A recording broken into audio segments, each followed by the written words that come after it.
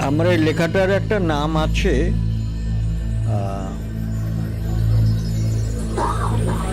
মানে নামটা এখনো পাকা করিনি, খানিকটা আবছা আছে। সাত ভাই চম্পা জাগরে, কেন ভাই পারুল ডাকরে, এটাই পুরোটা ভেবেছি। এক, এই সভার আলোচ্য বিষয় নিয়ে আমাকে কথা শুরু করতে বলা হয়েছে। এই সভার বিষয়, উদ্দেশ্য ও আলোচকদের লক্ষ্য নিয়ে একটু সূচিপত্রও হাতে এসেছে। সেই সূচিপত্রটি নজর করে বোঝা গেল 3 দিন ধরে এই যে সভা চলবে তাতে কি নিয়ে কথা হবে সে সম্পর্কে আহ্বায়করাও একই রকম ভাবেননি, বরং তাদের ভাবনার রকমফের আছে। এমন রকমফেরে একটু ধাঁধা ঠেকতে পারে। আবার এই কঠিন অবস্থাটাও মেনে নিতে হয় যে দেশভাগের পর এই 67 বছর ধরে আমরা একটা ভুলাইয়াতেই বসবাস করছি। আমরা কিছুটা একমাত্র পরিত্রাণের পথ মনে করে খুনোখুনি মারামারির মধ্য দিয়ে এই ভুলাইয়াতেই ঢুকে পড়েছিলাম। পার্টিশন ছাড়া যখন স্বাধীনতা আসছে না, তাহলে পার্টিশনই হোক। ঢুকে দেখছি এই ভুলাইয়াতে ঢোকার রাস্তাটা বেশ খোলা ছিল, কিন্তু বেরোবার কোনো রাস্তা নেই। গ্রিক পুরাণের মাইনোটরের গুহার মতো আমাদের পথের সব বাঁক পার্টিশনের সেই গুহার দিকেই ঘুরে ফিরে আমাদের টানছে। আমরা এই 67 বছর ধরে থিসিউস হওয়ার চেষ্টা করে যাচ্ছি, সুতোর নিশানা রেখে মাইনোটরের গুহায় নামব ও সেই পশু মানবকে হত্যা করে ফিরেও আসব। কিন্তু পার্টিশনের পাকচক্র থেকে বেরোতে পারছি না। যে পার্টিশন থেকে ভারত পাকিস্তান তৈরি হয়েছিল, সেই পার্টিশনের পদ্ধতিতেই ভারত পাকিস্তান বাংলাদেশ তৈরি হয়েছে ও ভারতীয় ইউনিয়নের মতো বৃহত্তম গণতন্ত্রেও প্রাদেশিক স্বায়ত্তশাসনের আকাঙ্ক্ষা এখনও শেষ হয়নি। ইংরেজরা এদেশ ছেড়ে গেল যখন ভারতের প্রদেশের সংখ্যা ছিল 11 আর এখন 27। তবুও স্বতন্ত্র রাজ্যের দাবি ভারতীয় রাজনীতির প্রধানতম জনপ্রিয় দাবি। পাকিস্তান এখনও একটা রাষ্ট্রীয় কাঠামোর মধ্যে নিজেকে বাঁধতেই পারেনি। বাংলাদেশ মাত্র 24 বছর পাকিস্তান ছিল আর 43 বছর স্বতন্ত্র ও স্বাধীন বাংলাদেশ হয়ে আছে। তবু সেদেশের গণতান্ত্রিক সাধারণ নির্বাচন সম্পন্ন হয় কঠিন গৃহযুদ্ধের পরিস্থিতির মধ্য দিয়ে। সেই গৃহযুদ্ধে পাকিস্তানপন্থীরা একটা রাজনৈতিক সংহতিও প্রত্যাশা করতে পারে, অর্থাৎ ভ্রান্তিবিলাস ঘোচে না। 67 বছর আগে পার্টিশনকে মনে করা হয়েছিল পরিত্রাণ। 67 বছর পরেও যদি সেই পরিত্রাণ কখনো পায়ের ফাঁস আর কখনো গলার ফাঁস হয়ে ওঠে, তাহলে আমাদের এই সভার আহ্বায়করা কি করে আর পার্টিশনকে একার্থবোধক করে তুলবেন? 3 দিনের এই সভায় 2টি নামকরণ করা হয়েছে, একটি ইংরেজিতে, একটি বাংলায়। সভার কথাবার্তাও এই 2 ভাষাতেই হবে, তাই শীর্ষ নাম তো দুটো থাকতেই পারে। বাংলাতে বলা হয়েছে দেশভাগের সাহিত্য, স্মৃতি ও সত্তার উত্তরাধিকার। এর ভিতর কোথাও অস্পষ্টতা নেই। উত্তরাধিকারটি স্মৃতির ও সত্তার, বিশেষতা নেই। সত্তা ও সেলফ শব্দ দুটিকে যদি সমার্থক ধরেও নিই, তাহলেও একটা গোলমাল কিন্তু থেকেই যাচ্ছে। বাংলায় উত্তরাধিকার কর্তাপদ আর ইংরেজিতে সত্তা কর্তাপদ। পবিত্রকে দেখতে পাচ্ছি না, আছে তো?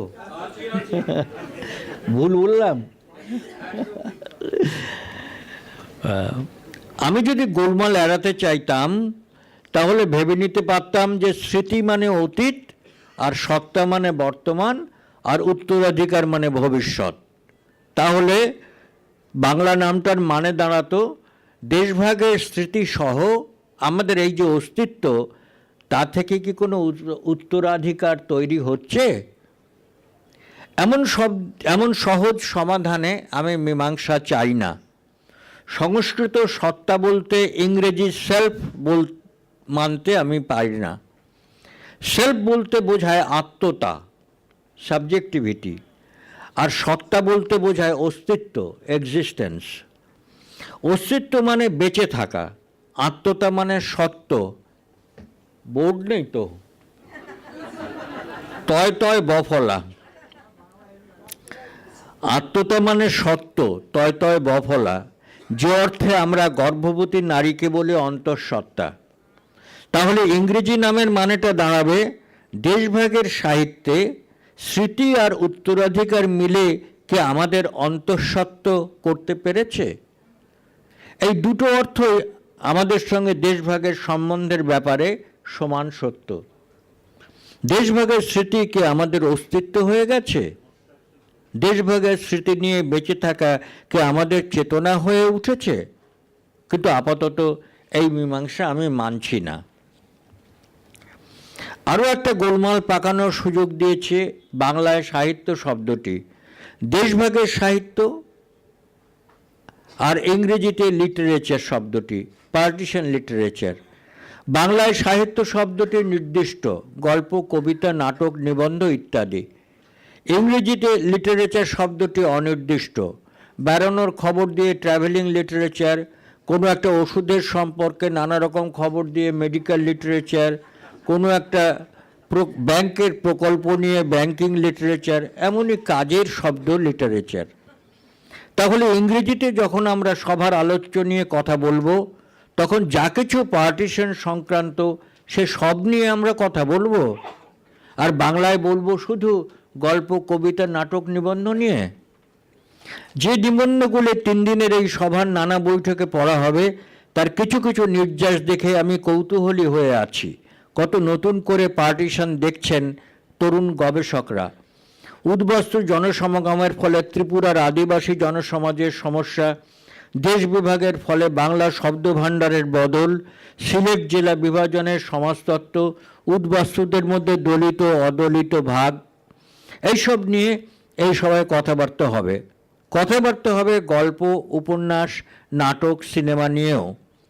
কিন্তু কবিতা নিয়ে বোধহয় মাত্র একটি নিবন্ধের নির্যাস আছে, অথচ চোখ আন্দাজেই বলা যায় দেশভাগ নিয়ে বাংলায় কবিতাই লেখা হয়েছে সবচেয়ে বেশি। বিষয়ের এই বিচিত্রতাই এই নিবন্ধগুলিকে পার্টিশন লিটারেচার বলে চিহ্নিত করেছে ও দেশভাগের সাহিত্য বলে অচিহ্নিত করেছে। বলা যেতে পারে দেশভাগ বিষয়ক বিভিন্ন রচনা বা বিষয় দেশভাগ। তাহলে আমাকে কাজটা শুরু করতে যে ডাকা হয়েছে, আমি কোন কাজটা শুরু করব? ইংরেজি পার্টিশন লিটারেচার নাকি বাংলা দেশভাগের সাহিত্য? আমার এই প্রশ্নটি মোটেই এই সভার আহ্বায়কদের কাছে নয়, আমার নিজেরই কাছে ও আপনাদের কাছেও। আমি নিজেকে বোঝাতে চাইছি, আমার কথা বলার শুরুতেই যে ভুলভুলাইয়া বা মাইনোটরের সিঁড়ির ধাঁধার কথা বলেছি, দেশভাগ তেমনই এক ধাঁধা, ক্রিট দ্বীপে তৈরি ডিডোলাসের সেই অনন্ত ভুলভুলাইয়া। 2, আমি আরও একটু প্রশ্ন তুলে জল আরও একটু ঘোলা করতে চাই। কারণ আমার বৌদ্ধ মাছটা জলটা ঘোলা করেই আত্মগোপনতায় বাস করে।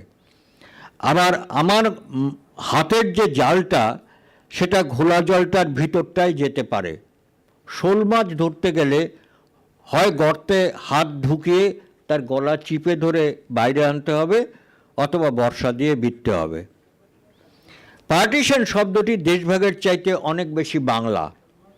1947-এ ব্রিটিশ ইন্ডিয়াকে দুটুকরো করে ভারত ও পাকিস্তান তৈরি হয়েছিল। সেই তৈরি হওয়ার আগে ও পরে ও এখনও এই ভাগাভাগি আধুনিক বিশ্বের ইতিহাসে এমন সব ঘটনা তৈরি করেই চলেছে যাকে অভূতপূর্ব বলতেই হয়।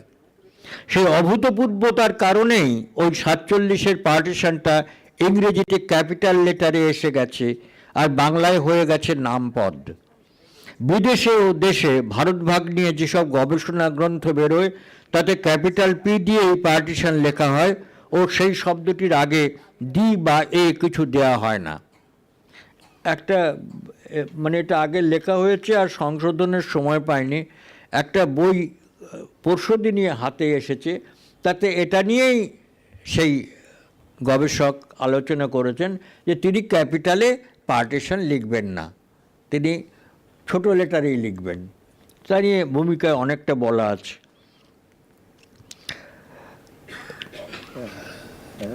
যেমন হলোকাস্ট শব্দটি এখন বোঝায় নাৎসি জার্মানির ইহুদি নিধন, ওই এইচটা ক্যাপিটালে। হলোকাস্ট শব্দটি অনেক প্রাচীন, বাইবেলের ওল্ড টেস্টামেন্টে আছে। নাৎসি জার্মানির ইহুদি নিধন সবটা জানতে বুঝতে সময় লেগেছে। 1945-এ দ্বিতীয় যুদ্ধ শেষ হওয়ার পরেও বছর 8-10। তখন যখন হলোকাস্ট শব্দটি ব্যবহার করা হয় আপত্তি করেছিলেন অনেকেই, এখনও আপত্তি করেন অনেকে। কিন্তু সেই নাৎসি নিধন থেকে যারা বেঁচে ফিরতে পেরেছিলেন তাদের প্রত্যক্ষ অভিজ্ঞতা সারা ইউরোপে সার্ভাইভাল লিটারেচার নামে চিহ্নিত একটি বিশিষ্ট কাহিনী আকার তৈরি করে ফেলায় হলোকাস্ট নিয়ে সেই আপত্তি টেকেনি। ভারত বিভাজন দ্বিতীয় বিশ্বযুদ্ধ ও হলোকাস্টের চাইতে কম নিষ্ঠুরতার ঘটনা নয়। কিন্তু এ প্রসঙ্গে পার্টিশন শব্দটি একটি আমলাতান্ত্রিক শব্দ, ব্রিটিশ আমলারা বানিয়েছে, ভারতীয় রাজনৈতিক পার্টিরা ব্যবহার করেছে। পার্টিশন শব্দটি আদালতে ও প্রশাসনে হামেশা ব্যবহার হতো ও হয়। ব্রিটিশ প্রশাসন এদেশে তাদের দরকারে এমন পার্টিশন বহুবার ঘটিয়েছে।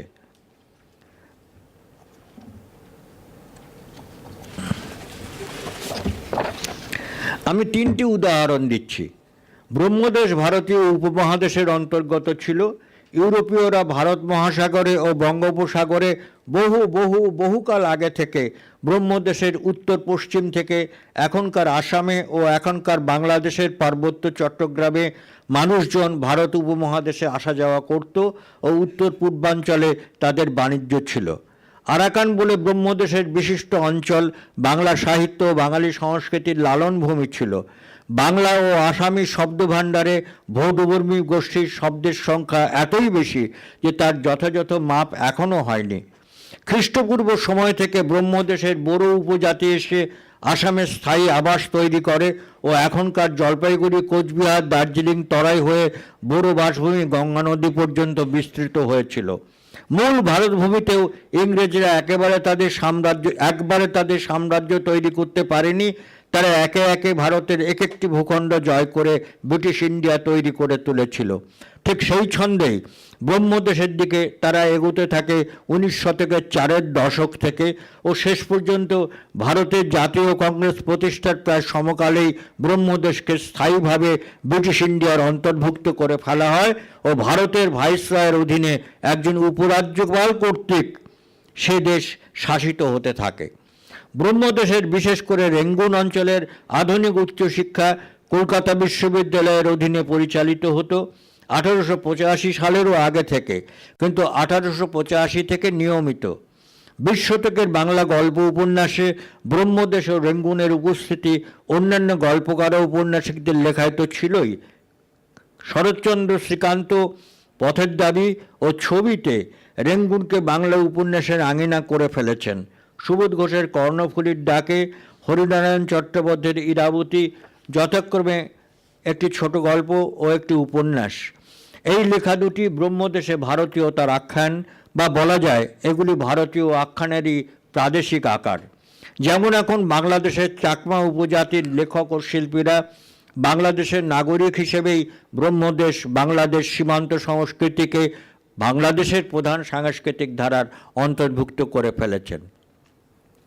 ব্রহ্মদেশ যে ভারত উপমহাদেশেরই অন্তর্গত জনপদ ছিল সে কথা এত বিস্তারিত করে বলার প্রয়োজন বোধ করছে এই দুশ্চিন্তা থেকে যে 2 মহাযুদ্ধের মাঝখানে ব্রহ্মদেশকে ইংরেজরা তাদের ভারত সাম্রাজ্য থেকে আলাদা করে দেওয়ার পর সেটা এতই বেশি বিদেশ হয়ে আছে যে ব্রহ্মদেশকে ভারত থেকে বিচ্ছিন্ন করার ঘটনাকে যদি আমি ইংরেজদের নিজেদের আর্থিক স্বার্থে ও প্রতিপত্তি বিস্তারের কর্মসূচির অংশ হিসেবে দেশ বিভাজনের পার্টিশনের সাক্ষ্য হিসেবে হাজির করি, তাহলে কেউ কেউ সন্দেহ করে ফেলতে পারেন যে আমার প্রতিপাদ্যকে আমি একটু বেয়ারা রকমের টানাটানি করে ফেলছি।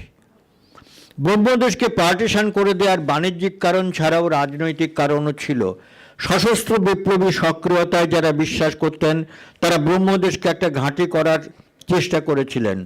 অন্যদিকে ব্রিটিশ সাম্রাজ্য বিরোধী ভারতের স্বাধীনতা আন্দোলনে কংগ্রেস ও গান্ধীজির নেতৃত্ব মেনে চলতেন ব্রহ্মদেশের ও রেঙ্গুনের প্রদেশ কংগ্রেস। ব্রহ্মদেশের জাতীয় নেতা নু ছিলেন কংগ্রেস ওয়ার্কিং কমিটির সদস্য। এটা আমি পরোক্ষত জেনেছি, কংগ্রেসের দলিল থেকে যাচাই করে উঠতে পারিনি। উনুর মেয়ে সাউচি ব্রহ্মদেশে গণতন্ত্রের দাবিতে আন্দোলন করে গেলেন ও আন্তর্জাতিক রাজনৈতিক মতের সমর্থনে গণতন্ত্র ফিরিয়ে আনতে পারলেন। ব্রহ্মদেশ ভারতের স্বাধীনতা আন্দোলনেরই কতটা নিজস্ব ছিল তার বেদনালাঞ্ছিত সাক্ষ্য মান্দালয় জেল। যাদের রাজনৈতিক অপরাধ কোনো একটা প্রমাণিত সশস্ত্র অভিযানের সঙ্গে যুক্ত নয়, অথচ নেতা হিসেবে যারা ইংরেজ সরকারের গভীর সন্দেহের পাত্র ছিলেন, তাদের জন্য নির্ধারিত ছিল ব্রহ্মদেশের মান্দালয় জেলখানা আর ভুটান সীমান্তের বক্সা জেলখানা। মান্দালয় জেলে বহুকাল বন্দী ছিলেন সুভাষচন্দ্র বসু। সেখানে থাকতে থাকতে তিনি এতটাই অসুস্থ হয়ে পড়েন যে কলকাতা থেকে তার এক ডাক্তার আত্মীয়, ব্রিটিশ সরকার অনুমোদিত অফিসার ও ডাক্তাররা একসঙ্গে মান্দালয় জেলে গিয়ে তাকে পরীক্ষা করেন। সেই পরীক্ষার ফলে ব্রিটিশ সরকার বাধ্য হয় তাকে মান্দালয় থেকে সরিয়ে আনতে, কিন্তু একমাত্র এই শর্তে যে কলকাতায় এসেই তাকে বিদেশে রওনা হতে হবে, এবং তাই করতে হয়েছিল। তার নামাঙ্কিত এই বিশ্ববিদ্যালয়ে আয়োজিত দেশভাগ বিষয়ে আলোচনা সভায় এই প্রমাণ দিতে আমার বেশ গর্বই হচ্ছে যে সুভাষচন্দ্রই তো সবচেয়ে বড় দৃষ্টান্ত। সাম্রাজ্যবাদের কাছে কোনো সত্তা পরিচয়ই অখণ্ডতার গ্যারান্টি নয়। সাম্রাজ্যবাদ তার স্বার্থের নিরিখে সাব্যস্ত করে কোন অখণ্ডতা তারা তৈরি করবে বা রক্ষা করবে, আর কোন অখণ্ডতা তারা ভেঙে টুকরো টুকরো করে দেবে। সাম্রাজ্যবাদ যে নিজের প্রয়োজনে ও কেবল নিজেরই প্রয়োজনে পার্টিশন করে, তার দ্বিতীয় উদাহরণ সিংহল। সিংহল যে কতটাই ভারতেরই অখণ্ডতার অন্তর্ভুক্ত ছিল তার সবচেয়ে বড় প্রাথমিক ঘটনা তো আমাদের চোখের সামনেই সেদিনই ঘটল।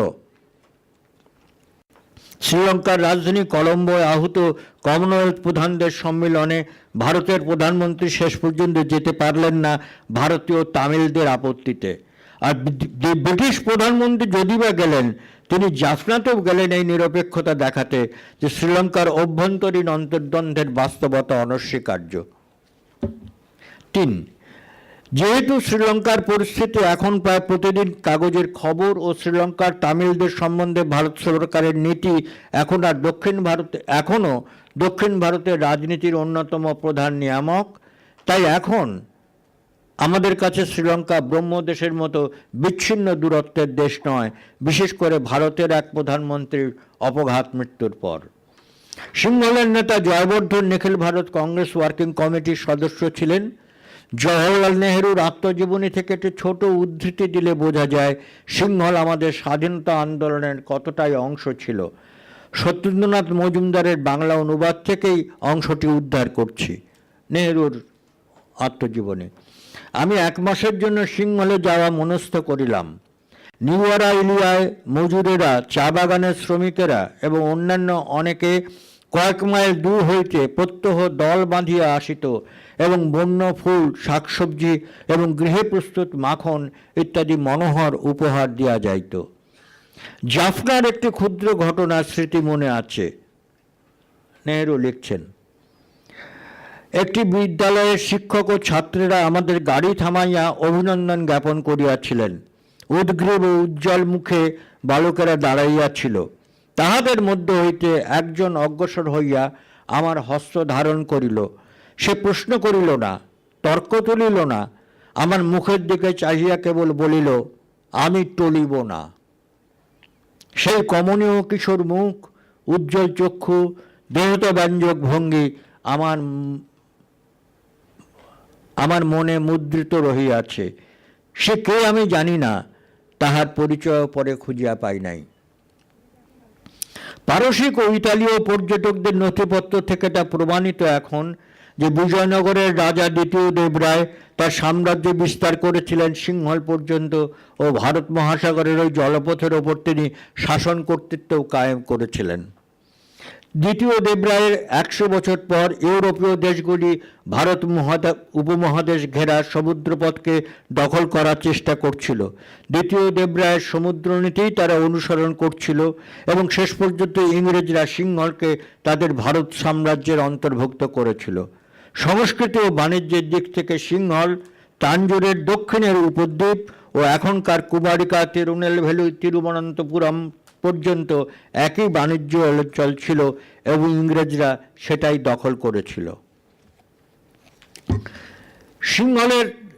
সিংহলকে তাই ইংরেজরা তাদের ভারত সাম্রাজ্যের ভেতর টেনে নিয়েছিল। সিংহলের কৃষি ও আধা কৃষি, চা কফি উৎপাদন ও রপ্তানির উপর তাদের একচেটিয়া মালিকানা কায়েম হওয়ার সঙ্গে সঙ্গেই তারা সিংহলকে আলাদা করে দিল।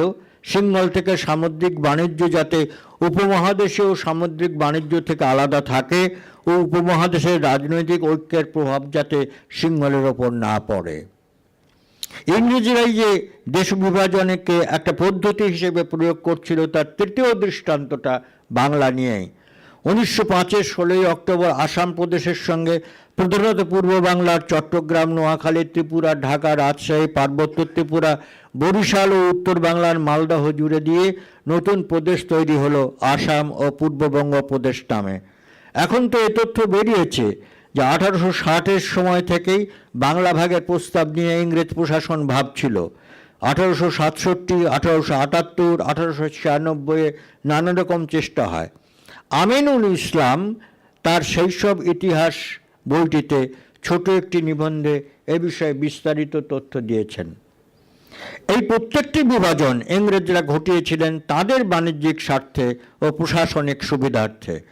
কোনো কোনো বিভাজন, যেমন বাংলার, তারা কয়েক বছর পর বাতিলও করেছেন, কিন্তু প্রতিটি বিভাজনে ইংরেজরা সেই নির্দিষ্ট স্থানের সচেতন জনমতকে ভেঙে দিতে পেরেছেন ও ভারতীয় জাতীয়তা, এই জায়গাটা একটু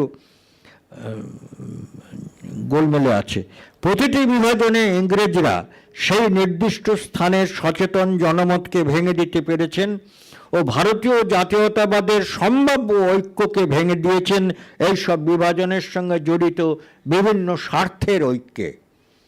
ব্রহ্মদেশ ও সিংহলের ভারত সাম্রাজ্য থেকে বিচ্ছিন্ন করার ঘটনা সে দেশের জনমতের একটি অংশকে এমন এক স্বার্থ সম্পর্কে সচেতন করেছিল যে বুঝিবা ব্রিটেনের সঙ্গে তারই ভারত সাম্রাজ্য নিরপেক্ষ স্বতন্ত্র সম্পর্ক ব্রহ্মদেশ ও সিংহলের মানুষজনের জীবনযাপনের পক্ষে উপকারী হবে। ব্রিটিশ ভারতের বাইরে ব্রিটেনের সঙ্গে সম্পর্ক যেন স্বাতন্ত্র্যেরই স্বাদ দিচ্ছিল অনেকটা।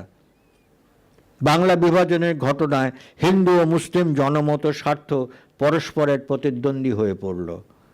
সেই সময়ে এই বিপদ সম্পর্কে রবীন্দ্রনাথই একমাত্র সচেতন ছিলেন, হয়তো আরও কেউ কেউ ছিলেন, আমি জানি না।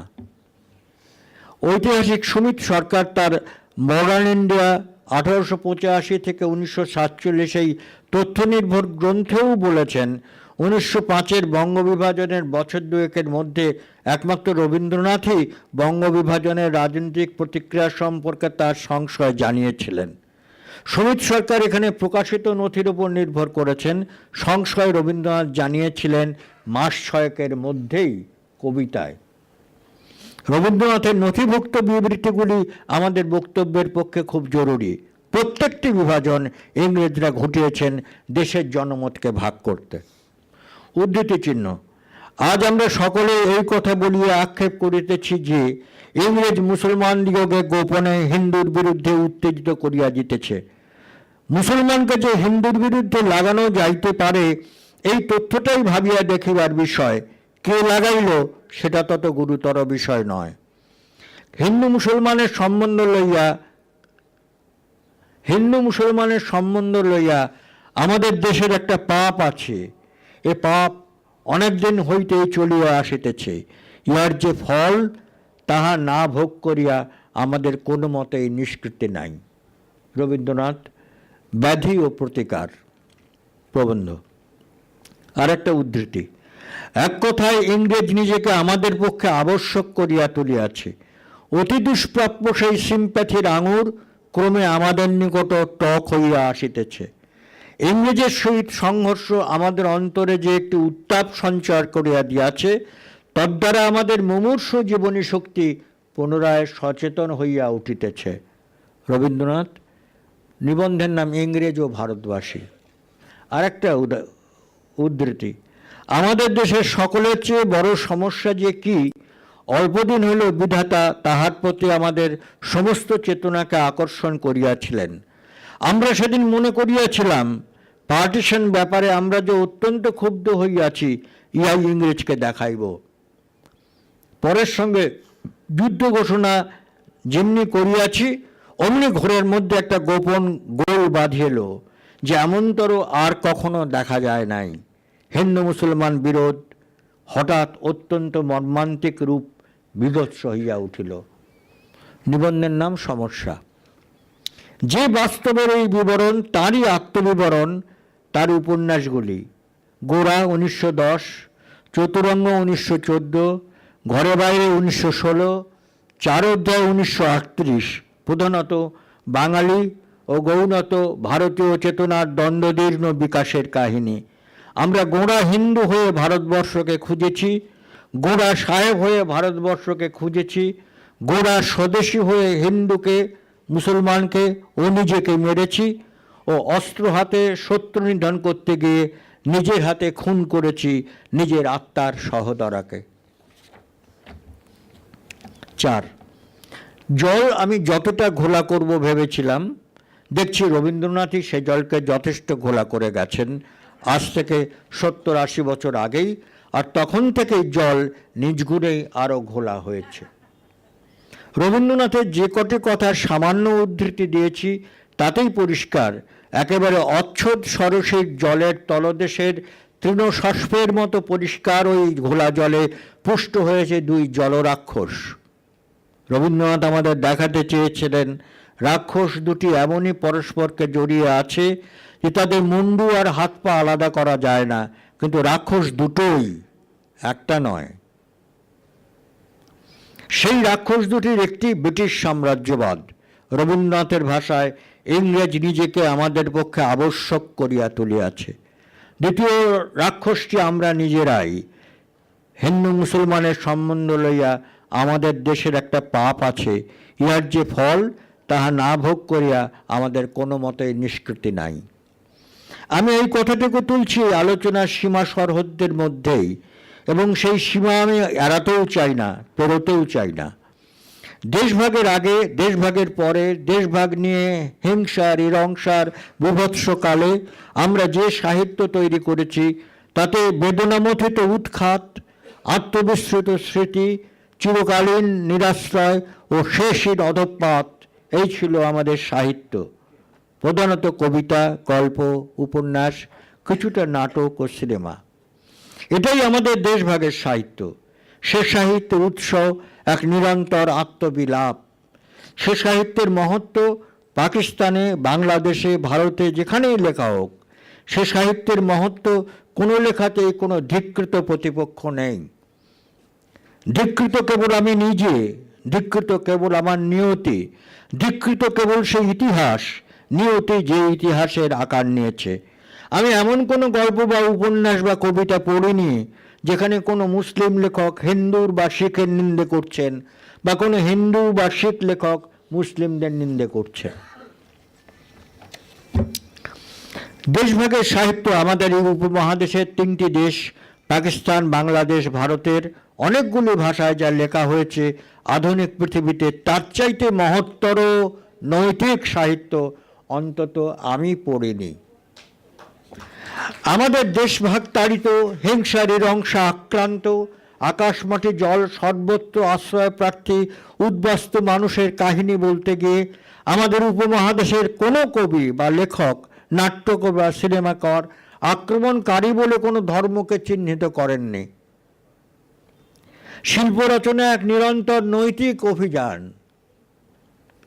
দ্বিতীয় মহাযুদ্ধের পরের পৃথিবীর বিষণ্ণতম দার্শনিক থিওডোর অ্যাডোর্নো নন্দন জিজ্ঞাসার এক নতুন প্রশ্ন তুলেছিলেন। ইহুদি নিধনের জন্য নাৎসি জার্মানির বন্দী শিবির ও গ্যাস চেম্বারে হত্যার প্রসঙ্গে তিনি বলেছিলেন, অসুইটসের পর কি আর কবিতা লেখা চলে? এই প্রশ্নটি প্রথম শুনে আমি বেশ কিছুদিন বিহ্বল ছিলাম এই দ্বিধায় যে অমানবতার বিরুদ্ধে যদি কার্যকর না হয় তাহলে শিল্প সাহিত্য তো সত্যিই বিলাস ও ব্যসন মাত্র। সেই নেহাত ব্যক্তিগত অমীমাংসা থেকে আমি মুক্তির ইশারা পাই নাৎসিদের সেই মৃত্যু শিবিরগুলো থেকে যারা বেঁচে ফিরেছেন তাদের লেখা বই পড়ে। সেই সব লেখা সারা পৃথিবীতেই এখন সার্ভাইভাল লিটারেচার হিসেবে পড়া হয়। এই সাহিত্যের এক নিষ্ঠাবান ও নেশাতুর পাঠক বলেই আমি বুঝতে পারি, কখনো মনে হয় আমি সেই মানুষ যে সেই মৃত্যু শিবির থেকে ফিরে এসেছি, কখনো মনে হয় আমি সেই মানুষ যে সেই মৃত্যু শিবির থেকে ফিরে এসেছি, কখনো মনে হয় আমি সেই মানুষ যে ইহুদি নিধনের অমানবতাকে রুখতে পারিনি। আমি দার্শনিক অ্যাডর্নোর বিষণ্ণ জিজ্ঞাসার জবাব পেয়ে যাই। এই মৃত্যু শিবির থেকে প্রত্যাগত বন্দীদের স্মৃতিকথাগুলি পড়ে এই এক বিশ্বাস ঘটে যেতে থাকে যে মানবের সৃষ্টিশীলতা এক স্বর্গীয় শক্তি, ধ্বংসের অতীত, তাই তাকে হত্যা করা হবে। এই নিশ্চয়তার দিকে প্রতিটি পা ফেলতে ফেলতেও এই ইহুদি বন্দীরা তাদের স্মরণ শক্তিকে কেমন সৃষ্টিশীল রেখেছিলেন যে কল্পনাতিরিক্ত মুক্তি যখন জুটল তখন তারা সেই স্মৃতিকে দলিলে রূপ দিলেন। শিল্প সাহিত্য এক নিরন্তর নৈতিক অভিযান। ইহুদি নিধনের মৃত্যু শিবিরগুলিতে মানবতার যে অনৈতিকতা নথিভুক্ত হয়েছিল, এক কবিতাই পারে তার বিপরীতে মানবতার নৈতিক অভিজ্ঞান রচনা করতে। অশউইৎসের পরেই কবিতা লেখা হয়। এটা খুব বিস্ময়কর হলেও সত্য যে জার্মানির এই মৃত্যু শিবিরের কাহিনী ইউরোপীয় যুদ্ধ শেষ হওয়ার পর যখন একটু একটু করে জানা যাচ্ছে, পড়া হচ্ছে ও ছড়িয়ে পড়ছে, সেই 1943 থেকে আমাদের বাংলা সাহিত্যে 50-এর মন্বন্তরের মৃত্যুর কাহিনীগুলি লেখা হচ্ছে। মৃত্যুর সেই কাহিনী মিশে যাচ্ছে হিন্দু মুসলমানের দাঙ্গার মৃত্যুর কাহিনীতে ও তার উপর দেশভাগের সঙ্গে জড়ানো উদ্বাসনের ও হত্যার কাহিনীতে। যা ছিল শুধুই বাংলার মৃত্যুর গল্প, 50-এর মন্বন্তর তো আর কোথাও ঘটেনি, তাই গিয়ে মিশল দাঙ্গার সঙ্গে।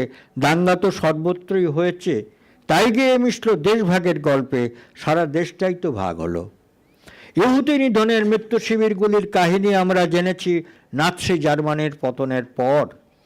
আমাদের এই মন্বন্তর দাঙ্গা ও উদ্বাসন হত্যার কাহিনীগুলি লেখা হয়েছে, পড়া হয়েছে, জানা হয়েছে যখন আমরা এই মরণগুলি মরছি। আমার একদা সহকর্মী জ্ঞানেন্দ্র পাণ্ডে তার একটি নিবন্ধে ইহুদি নিধনের মৃত্যু শিবির, যাকে হলোকাস্ট বলে, আর আমাদের এই পার্টিশন হত্যার পার্থক্য বুঝতে গিয়ে বলেছেন, উদ্ধৃতি, যা হোক, উপমহাদেশের ইতিহাসের নির্দিষ্টতার নিরিখে পার্টিশনের ইতিহাস চর্চার তত্ত্ববিশ্ব, ইডিওলজি, ধরা যাক হলোকাস্ট সাহিত্য থেকে সম্পূর্ণ আলাদা। বিরোধীদের ওপর দোষ চাপানোর দায়ে প্রথমত আমাদের এই তত্ত্ব সন্ধান নিরত হয়নি। আমার মতে, জ্ঞানেন্দ্র বলছেন, আমার মতে এই তত্ত্বসন্ধান দক্ষিণ এশিয়ার বিভিন্ন জাতিগত ও জাতীয় পরিচয় সংহত করে তোলার দায়কেও প্রাধান্য দেয়নি। যদিও বিশেষত দক্ষিণপন্থীদের লেখাপত্রে এই জাতিগত ও জাতীয় দায় খোঁজার কিছু লক্ষণ আছে। পার্টিশনের ইতিহাস চর্চার তত্ত্ববিশ্ব এই স্পষ্টতার ওপর গড়ে উঠেছে, জ্ঞানেন্দ্র বলছেন, এই স্পষ্টতার ওপর গড়ে উঠেছে যে এই পার্টিশন হত্যা প্রধানত হিংসার এক অবৈধ বিস্ফোরণ, ও ইল্লিগাল শব্দটি ব্যবহার করেছে, অবৈধ বিস্ফোরণ, ও ভারত ও পাকিস্তানের যা কিছু মৌলিক ধর্ম সে সব কিছুরই বিপরীত। ও সেই পার্টিশন হত্যা কেন আদৌ আমাদের ইতিহাসই নয়। জ্ঞানেন্দ্র বলছেন, আমার মনে হচ্ছে পাণ্ডে পার্টিশন ইতিহাসের তত্ত্ববিষয় নির্ণয়ে বেশ একপেশে হয়ে পড়েছেন, আর তার মূলে আছে সাবঅল্টার্ন ইতিহাস তত্ত্বের স্ববিরোধিতা। 5. জ্ঞানেন্দ্র পাণ্ডের কথার সূত্র ধরে আমি সাবঅল্টার্ন ইতিহাস তত্ত্বের স্ববিরোধিতার কথায় পৌঁছেছি, কারণ পার্টিশন লিটারেচারের ইতিহাস চর্চা যাদের তৈরি সূত্রের ওপর ভিত্তি করে বছর 25 ধরে তরুণ ও যোগ্য গবেষকদের সাহসী ও উদ্যমী করে তুলেছে ও পার্টিশন সংক্রান্ত গবেষণায় নতুন নতুন দিককে আলোচনার মধ্যে টেনে এনেছে, তাদের মধ্যে জ্ঞানেন্দ্র পাণ্ডই সবচেয়ে অনুভবশীল দার্শনিক। তেমন দর্শনের অনুভব ছাড়া পার্টিশনের ইতিহাস ভাবা যায় না। এমন একটি বিষয় পার্টিশনের যার প্রতি অতি সামান্য ও আপাততুচ্ছ ঘটনার ভিতর দিয়েও হত্যা হৃদংসার এমন একটি বিষয় পার্টিশনের যার অতি সামান্য ও আপাততুচ্ছ ঘটনার ভিতর দিয়েও হত্যা হৃদংসার বাতাস বয়ে যায়। সাবঅর্টান তত্ত্বের যে প্রয়োগ জ্ঞানেন্দ্র করেছেন তাতে তার স্বনির্ভরতাটা স্ববিরোধিতাটা এইখানে খুব প্রকট হয়ে গেছে। সাবঅর্টান তত্ত্ব তো ইডিওলজি বা তত্ত্ববিশ্বের আধিপত্য বা হেজিমনের বিপরীত জায়গা থেকে ইতিহাসে ঢুকছে। সেই বিপরীত জায়গা হচ্ছে নিম্নবর্গের জীবন, যে জীবনের উপর ইডিওলজি বা তত্ত্ববিশ্ব আধিপত্য বিস্তার করছে। সাবঅর্টান তত্ত্ব চায় সেই তত্ত্ববিশ্বের আধিপত্যে অবলুপ্ত নিম্নবর্গের জীবন উদ্ধার করতে। তাই যদি চায় সাবঅর্টান তত্ত্ব, তাহলে পান্ডে কী করে পার্টিশন ইতিহাস চর্চার বিশেষত্ব ব্যাখ্যা করে বলেন তার নিজেরই ভাষায়, যার বাংলা অনুবাদ এইমাত্র আমি পড়েছি। In my view it's chief object has not even been to consolidate different ethnic national identities in South Asia, এবং it has been aimed rather at justifying or eliding what is seen in the main as being an illegitimate outbreak of violence, and at making a case about how this goes against the fundamentals of Indian or Pakistan tradition and history, how it is to that extent not our history at all. Gyanendra পাণ্ডের একই লেখার বাংলা অনুবাদ ও ইংরেজি মূল অতি কাছাকাছি দিলাম, যাতে পাঠকরা দেখে নিতে পারেন আমার অনুবাদে কোনো ভুল ভ্রান্তি ঘটেছে কিনা। পাণ্ডের ও সাবঅর্টান ইতিহাস তত্ত্বের স্ববিরোধিতাগুলি কোথায়? এক, ভারত পাকিস্তান প্রসঙ্গে পাণ্ডে সাউথ এশিয়া বলে একটি জায়গা নির্দেশ করেছেন। আমেরিকার পররাষ্ট্র দপ্তর দক্ষিণ এশিয়া বলে ভারত পাকিস্তান বাংলাদেশ মায়ানমার সিংহল ও আরও কিছু ছোট দ্বীপদেশকে চিহ্নিত করছে গত 25-30 বছর। দুর্ভাগ্যত আমেরিকার বিদ্যাচর্চা কেন্দ্রগুলি এমন সব ব্যাপারে তাদের পররাষ্ট্র দপ্তরের এরকম নির্ধারিত সীমাই মেনে নেয়। তাই সাহিত্যের বেলাতেও এখন সাউথ এশীয় বলে একটি নতুন জায়গা চিহ্নিত করা চলছে। ব্রিটিশ ভারত যখন দুটি স্বতন্ত্র রাষ্ট্রের টুকরো হয়ে গেল, তখন দক্ষিণ এশীয় এই স্থান বর্ণনা প্রচলিত ছিল না, গ্রাহ্যও ছিল না। বরং আমার এই লেখায় প্রথম দিকে আমি বলেছি যে একটা দক্ষিণ এশীয় অস্তিত্ব ব্রহ্মদেশ সিংহল ব্রিটিশ ভারত সহ বাস্তব ছিল, সাম্রাজ্যবাদ তা ভেঙে ভেঙে টুকরো টুকরো করছিল। তাই আমি বলতে চেয়েছিলাম দেশ বিভাজন সাম্রাজ্যবাদের এক অভ্যস্ত পদ্ধতি। পাণ্ডে ও তার তৈরি সূত্র ধরে যারা পার্টিশনের ইতিহাস চর্চা করছেন তারা দক্ষিণ এশীয় এই রাজ্যসীমা মেনে নিয়ে দেশ বিভাজনের অতি নির্দিষ্টতাকে অস্পষ্ট করে ফেলছেন। উদাহরণ হিসেবে আমি কয়েকটি মাত্র সাম্প্রতিক বইয়ের নাম বলছি। সেই বইগুলি যথেষ্ট তথ্য নতুন করে সংগৃহীত হয়েছে ও পুরনো অনেক তথ্য নতুন করে বিচার করা হয়েছে, কিন্তু সবই করা হয়েছে দক্ষিণ এশিয়া নামক এক সাম্প্রতিক ভৌগোলিক সীমানার আয়তনের মধ্যে। ফলে এইসব তথ্য হারিয়ে ফেলে তার নির্দিষ্টতা। বইগুলোর নাম: stateless in South Asia, the making of the Indo Bangladesh enclaves, William van Schendel. ওই একই লেখকের the Bengal borderland beyond state and nation in South Asia, bordering, ordering and othering, Ton Houtum, Henk and van Naerssen, দুজন লেখক। Shrinking space, minority rights in South Asia, সম্পাদনা Sumanta Banerjee. State society and displaced people in South Asia, Abhijit Dasgupta ও Kathinka Sinha Kerkhoff সম্পাদিত। Religious minorities in South Asia, Monirul Hossain ও Lipi Ghosh. Lived Islam in South Asia, Imtiaz Ahmed ও Helmut Reifeld সম্পাদিত। The long partition and the making of modern South Asia, Vazira Fazila Yacoobali Zamindar. আরও ছিল, আমি এই কটা নামই রাখলাম। এই বইগুলির নাম শুধু এইটুকু বলতেই উল্লেখ করছি যে প্রায় প্রতিটি বই অত্যন্ত নির্ভরযোগ্য গবেষণার ফল, কিন্তু প্রায় কোনো বইয়েই দক্ষিণ এশীয় এই ভৌগোলিক অবস্থানের সঙ্গে বিষয়ের সম্পর্ক নিয়ে কোনো ব্যাখ্যা নেই। লজিকের ভাষায় যাকে বলে অবৈধ সাধারণীকরণ, সেই দোষে ভারত ভূখণ্ডের বিভাজন এক কাল্পনিক বৃহত্তর ভূখণ্ডের ইতিহাসের ভিতর লুপ্ত হয়ে যাচ্ছে। 2. স্ববিরোধিতা 2 নম্বর পয়েন্ট। সাবলটার্ন ইতিহাস তত্ত্বের ও পাণ্ডের উদ্ধৃত সূত্রের আরেকটি স্ববিরোধিতা আরও মারাত্মক।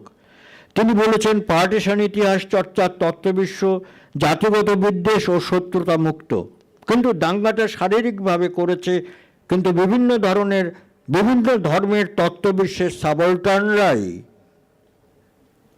দাঙ্গার সপক্ষে তাহলে সাবলটার্নদেরও একটা ইডিওলজি ছিল। সেই স্থানীয় ও নির্দিষ্ট হিংস্র নৃশংসপরায়ণ সাবলটার্নদের তত্ত্ববিশ্বের সঙ্গে তাহলে পরবর্তীকালের ইতিহাসবিদদের তত্ত্ববর্ষের এক প্রবল সংঘাত ছিল, অথবা সেই পার্টিশন ইতিহাসবিদরা সেই দাঙ্গাবাজ সাবলটার্নদের বেকসুর খালাসের যুক্তি দিয়েছেন। এই সমস্যা পাণ্ডে বা আর কেউ আলোচনা করেননি। 6. এই লেখাটির শুরুতে আমি নিজের সাধ্যমতো জল যতটা ঘোলা করেছিলাম, এখন লেখাটির শেষে নিজের সাধ্যমতো জল যতটা টলটল করা সম্ভব করেছি। এই 3 দিনের সভার ব্যবস্থাপকরা দেশভাগের স্মৃতি, সত্তা ও উত্তরাধিকারের পারস্পরিক সম্বন্ধকে যে পরিবর্তমানতায় দেখছেন, দেশভাগ আমাদের পক্ষে তেমনই এক নিত্য পরিবর্তমান অস্তিত্ব, দৈনন্দিন অস্তিত্ব। দেশভাগের 77 বছর পরও আমাদের প্রতিটি দিন দেশভাগ নিয়েই বাঁচতে হয়। বাংলাদেশ সেই প্রতিদিনের জন্মকে প্রতিদিনের সত্য করে রেখেছে। পাকিস্তান দেশভাগের ফাঁস থেকে বেরোবার জন্য নিয়ত নিজের সঙ্গে যুদ্ধ করে চলেছে। পশ্চিম এশীয় তালিবানের সঙ্গে পাকিস্তান দেশভাগের সময়কার প্রতিশ্রুত গণতন্ত্রে ফিরবার পথ খুঁজছে। আমাদের দেশভাগের সাহিত্য ও পার্টিশন লিটারেচার সত্যি সত্যি আলাদা। রবীন্দ্রনাথ 2টি ভাগ করেছিলেন। একটি ভাগ ইংরেজ নিজেকে আমাদের পক্ষে আবশ্যক করিয়া তুলিয়াছেন। পার্টিশন লিটারেচার ইংরেজকে সম্পূর্ণ ভুলে থাকছে, কিন্তু সেই লিটারেচার অপর ভাগটির কাজ অনেক দিয়েছে, অনেকটা নতুন করে খুঁড়েও চলেছে। রবীন্দ্রনাথের অপর ভাগটি হল হিন্দু মুসলমানের সম্বন্ধ লইয়া আমাদের দেশের একটা পাপের ফলভোগ। আমাদের দেশভাগের সাহিত্য সেই পাপের ফলভোগের কাহিনী লিখেছে। সেখানেও আমাদের লেখকরা ইংরেজকে প্রায় ভুলেই থেকেছেন। এই 2 ভুলে থাকা মিলে একটা ভারসাম্যের অসমতা আমাদের সমাজবিজ্ঞান চর্চায় শিকড় গাড়ছে। দেশভাগের সাহিত্য রচনা ক্রমেই কমে এসেছে, পার্টিশন লিটারেচার রচনা ক্রমেই বেড়ে চলেছে। দেশভাগের সাহিত্য রচনার ক্ষতিপূরণ করতে দেশভাগের স্মৃতি লেখা হচ্ছে ও সেই স্মৃতিকথা পার্টিশন লিটারেচারের অন্তর্গত হয়ে যাচ্ছে। মুখের কথার স্মৃতি ও স্মরণের মনোবিকলন পার্টিশন লিটারেচারের একটা পদ্ধতি হয়ে যাচ্ছে।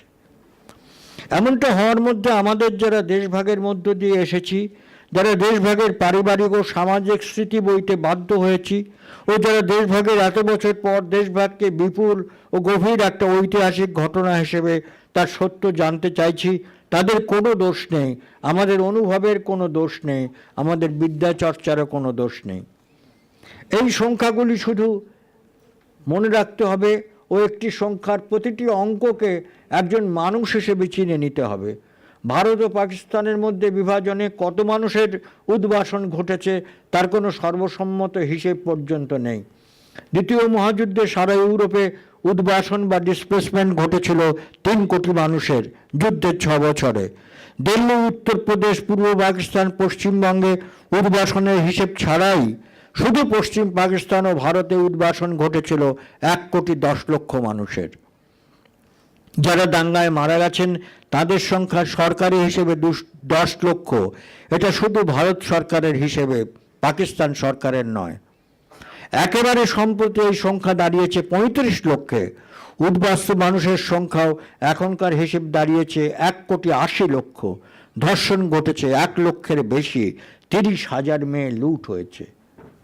এই প্রত্যেকটি সংখ্যায় কিন্তু পৌঁছানো হয়েছে 1-2 করে মাথা গুনে গুনে। এই প্রত্যেকটি সংখ্যা একজন মানুষের চিহ্ন, তার একটি মাথা, 2টি হাত, 2টি পা, একটি হৃৎপিণ্ড।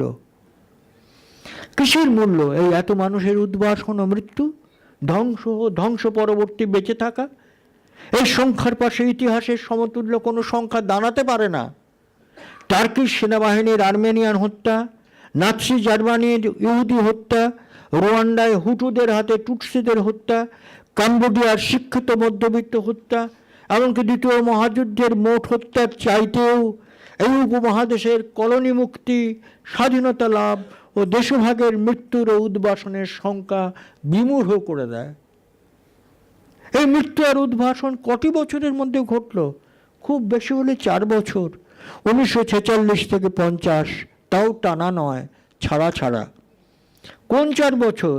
প্রায় 2 শতাব্দীর পরাধীনতা থেকে মুক্তির 4 বছর। এই 2 শতাব্দী ধরে এমন একটা দিনও সূর্যাস্ত ঘটেনি যেদিন এই ভারতবর্ষের কোনো না কোনো জায়গায় ইংরেজদের বিরুদ্ধে বিদ্রোহ না ঘটেছে। সারাটা উত্তর ভারত জুড়ে বাংলার ব্যারাকপুর থেকে দিল্লি পর্যন্ত সেনাবাহিনী ব্রিটিশ শাসনকে প্রায় শেষ করে দিয়েছিল। উপজাতি আদিবাসীদের বিভিন্ন বৃত্তিজীবীদের, কৃষকদের বিদ্রোহ কখনো স্তীমিত হয়নি। আর পরাধীনতার শেষ 25 বছরে ভারতবর্ষে ঘটে গেল এক পরমাশ্চর্য ঘটনা। দুনিয়ার সবচেয়ে হিংস্র, সবচেয়ে সশস্ত্র, সবচেয়ে চতুর ও সবচেয়ে বৈধ সাম্রাজ্যবাদের বিরুদ্ধে ভারতবর্ষের কোটি কোটি মানুষ দাঁড়িয়ে পড়ল অভয় মন্ত্রে।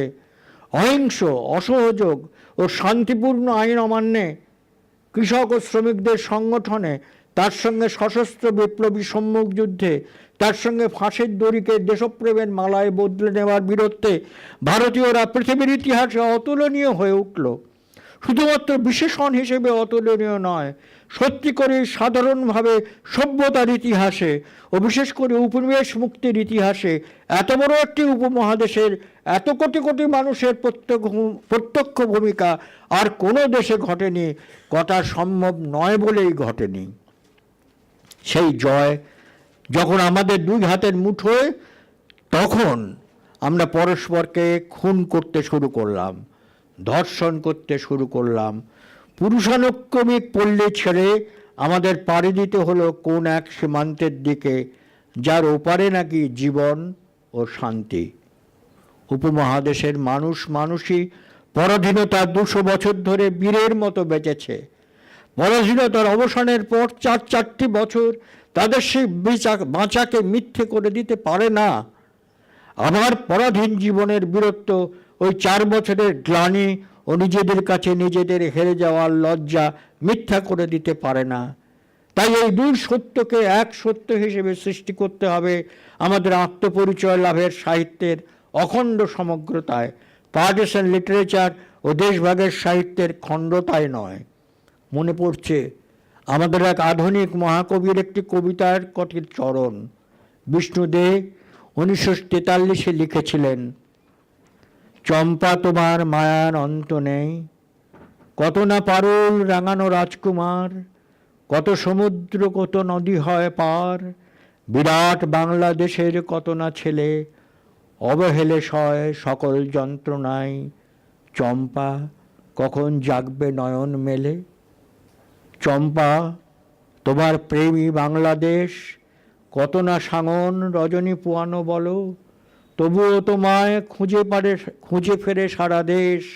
চম্পা ঘোচাও দুস্থ ছদ্মবেশ। আমরা সেই 7 ভাই চম্পার অপেক্ষায় আছি। দেশভাগের সাহিত্য এবং পার্টিশনের সাহিত্য যেখানে একীভূত হয়ে যায়।